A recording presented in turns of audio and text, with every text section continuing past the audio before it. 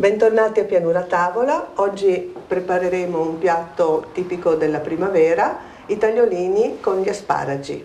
I tagliolini sono gialli, quelli solo con l'uova, farina di grano duro e farina petra, e questi invece sono verdi perché ho sostituito un uovo con gli scrissioi. Questi quindi sono gli ingredienti: scrissioi, uova, farina di grano duro, farina petra, un po' di grana, una cipollina fresca, prezzemolo e poi naturalmente gli asparagi. Qui ho usato gli asparagi verdi e gli asparagi bianchi proprio per dare anche al piatto un bel aspetto, ecco, perché noi andiamo senz'altro alla sostanza, però l'importante è anche un po' l'occhio. È fondamentale l'occhio, è fondamentale perché, come forse abbiamo già detto altre volte, noi mangiamo soprattutto con gli occhi, nel senso che prima ancora che il profumo, prima ancora che il sapore, la cosa che ci attira di più, che ci colpisce di più, è proprio la vista del piatto. Questo lo sanno bene i grandi chef, come lo sai tu, che il colore e soprattutto anche la struttura del piatto è fondamentale per renderlo molto gradito al nostro consumatore. Cosa dobbiamo dire oggi sulla pasta e sulle erbette di campo e sugli asparagi? Sono tre elementi fondamentali della dieta mediterranea. La pasta è il cardine della nostra alimentazione, spesso ritenuta responsabile di un sacco di guai,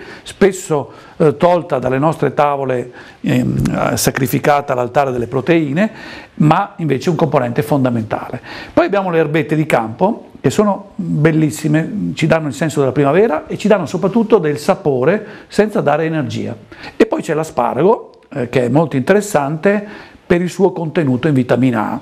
Poi abbiamo anche la rucola selvatica. Volevo solo spiegarvi che la rucola selvatica, in differenza di quella che si coltiva nell'orto, è una pianta perenne, un arbusto da cui poi escono questi bei germogli verdi, e con quelli abbiamo fatto il pesto di rucola di cui abbiamo già parlato nella prima puntata, non so se ricordate, comunque potete andarla a rivedere tranquillamente, per accompagnare il tortino di patate e radicchio al posto della salsa formaggio, che non piaceva molto al dottor Pavan perché era troppo calorica, diciamo. Esatto. Ecco.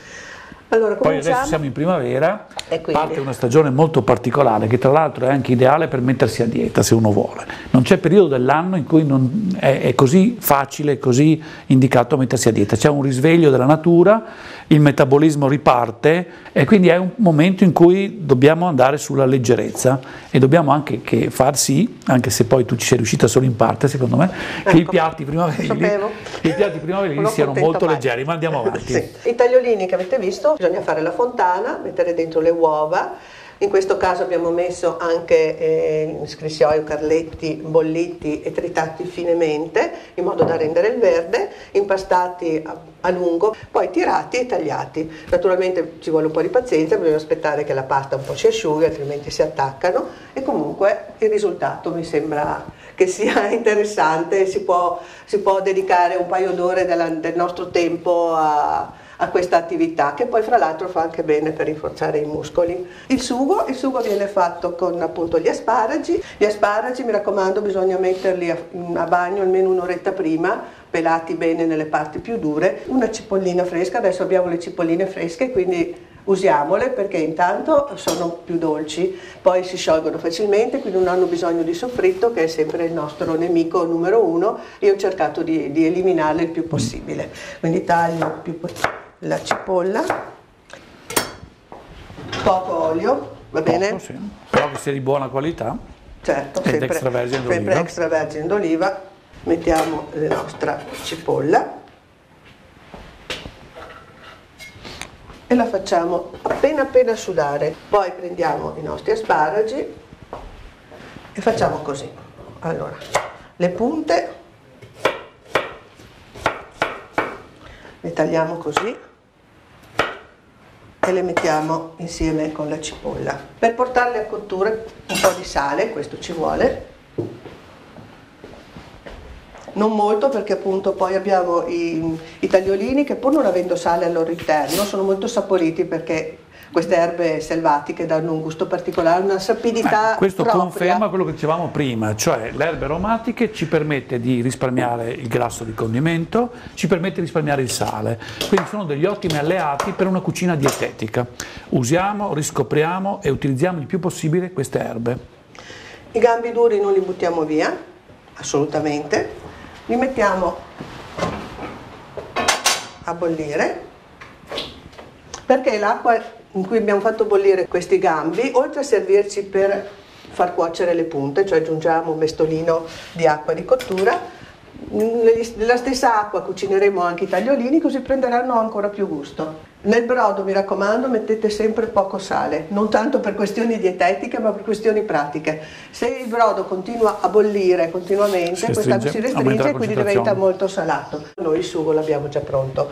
Le punte poi le abbiamo frullate in modo da ottenere questa salsa che sostituisce, diciamo, la besciamella, ecco, cioè sì, invece di fare la besciamella molto più leggera, è molto saporita. Come dicevo prima, la pasta è il caposaldo della dieta mediterranea.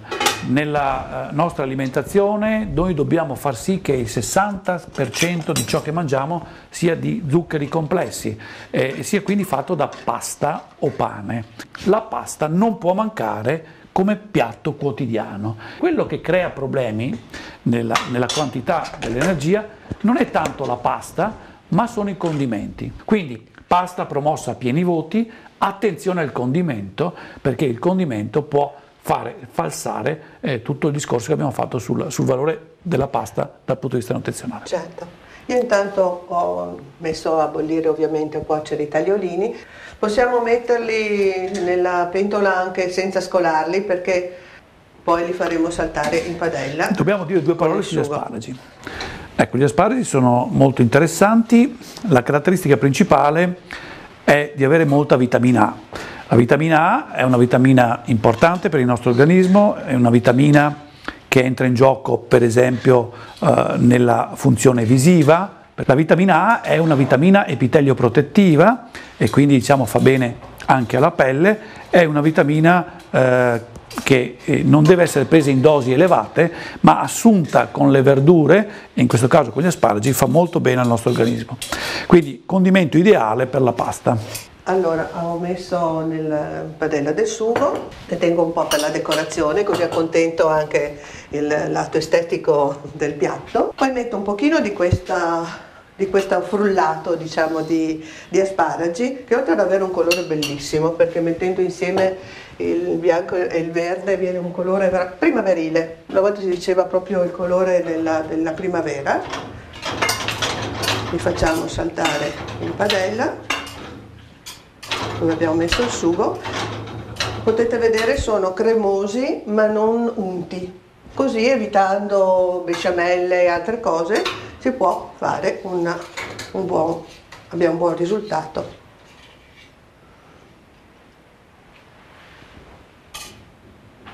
Io ci metterei un asparago, certo, a bordo piatto, eccolo qui, che è quello che fa parte della decorazione e richiama anche il condimento. Metterei anche una erbetta, uno scricciolo qua, un ciuffetto a bordo piatto, per dare un po' un senso. Certo. Mettiamo questi sono i famosi bruscatoli, questi sono rosolacci, si usano bolliti e poi passati in padella. Tu dimmi un po' dove lo metteresti? Io lo metterei di qua. Di qua? Va bene. Oggi ecco, facciamo come dice il dottore. Allora mi consenti un filino di olio crudo? Sì, solo assolutamente consentito. E questo è il nostro piatto.